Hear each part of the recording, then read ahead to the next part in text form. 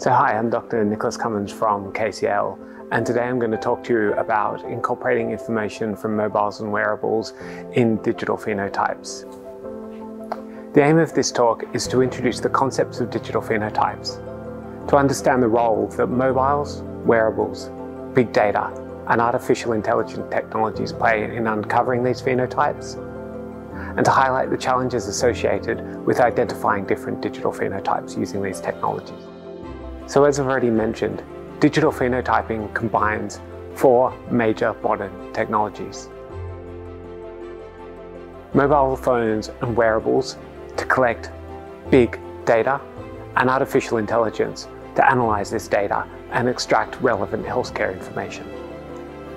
The role of mobile phones in digital phenotyping is pretty interesting, as mobile phones, surprisingly, can collect a lot of health information. A signal such as GPS is a measure of our mobility.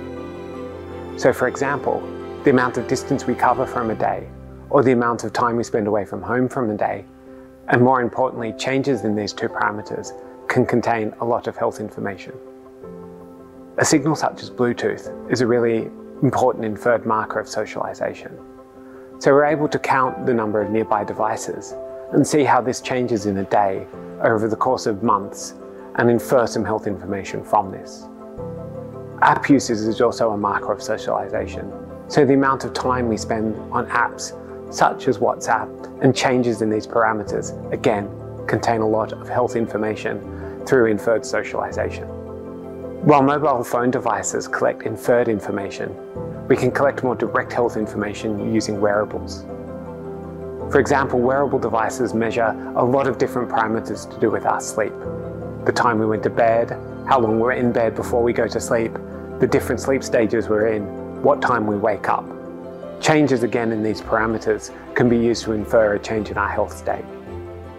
Heart rate information is a well-known physiological marker of health state and is easily collected using a wearable device that's on our wrist. We can also collect physiological information relating to activity. How many steps did we do in a day? How much time did we spend exercising? How heavy or light was this exercise? And again, it's changes in these parameters that can be used to infer changes in health state. What's really important to note here is that we're not interested in the change in one particular parameter, but looking for changes, looking for patterns over multiple parameters. A change in one parameter will lack specificity towards any one particular health state. For example, a change in heart rate variability is associated with a range of different health conditions.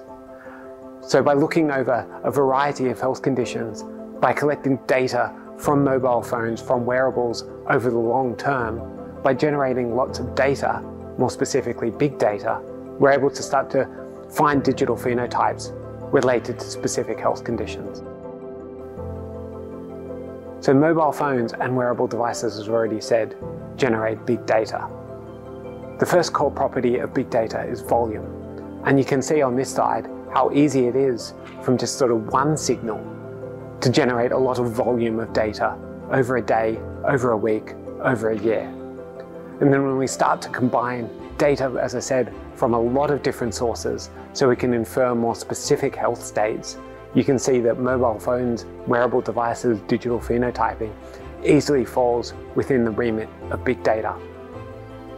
And as we're generating big data, and we're looking for patterns in big data, this is very hard for us to do as humans. We need more advanced technologies to do this.